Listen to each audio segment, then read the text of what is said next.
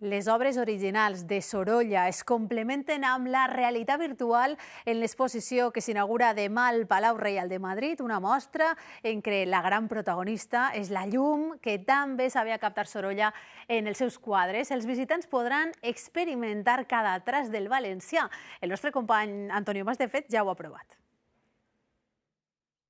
El Palau Reial de Madrid es rendeix a la llum de Sorolla i ho fa en una proposta molt innovadora en l'ús de les tecnologies immersives més pioneres, com és, per exemple, esta sala sensorial on a través d'aquestes pantalles podem submergir-nos en la màgia de Sorolla, en la seva llum, el seu color, el moviment de la vida i obra del pintor. Però no acaben així les innovacions. Els visitants podran fer un recorregut amb ulleres virtuals per la vida de l'autor i, per exemple, pintar un quadre front al mar de València amb els mateixos utensilis que gastava Sorolla.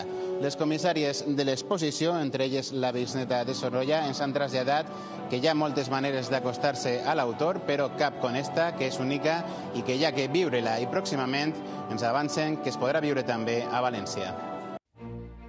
Emocionar-nos. És el que volen que sentim quan ja fem aquestes sales sensorials. Una invitació a entrar, per exemple, en els jardins que pinta el valencià i que ara estan animats. Tecnologia que al Palau Reial fins al juny jugarà a favor de l'art. Conmover al espectador, ponerlo en una situación receptiva hacia la belleza, la luz, el movimiento en los cuadros de Sorolla, y yo creo que cumple muy bien esa función. Fins a 24 obres originals de Sorolla són altres de les joies que trobarem en esta visita.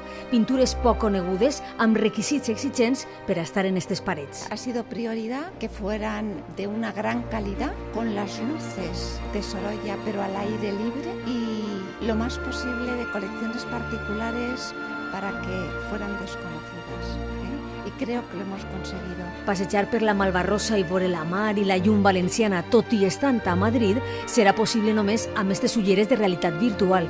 I és que la besneta de Sorolla sap bé que la llum d'esta terra, de la qual tots parlen, va més enllà del tòpic. Yo siempre cuento que cuando iba en coche, porque ahora vamos siempre ya en tren, y llegaba a los terretes ahí de Buñol, había algo que se me encendía por dentro y yo no entendía bien hasta que alguien me dijo, la luz. Esa luz que hemos perseguido en esta exposición.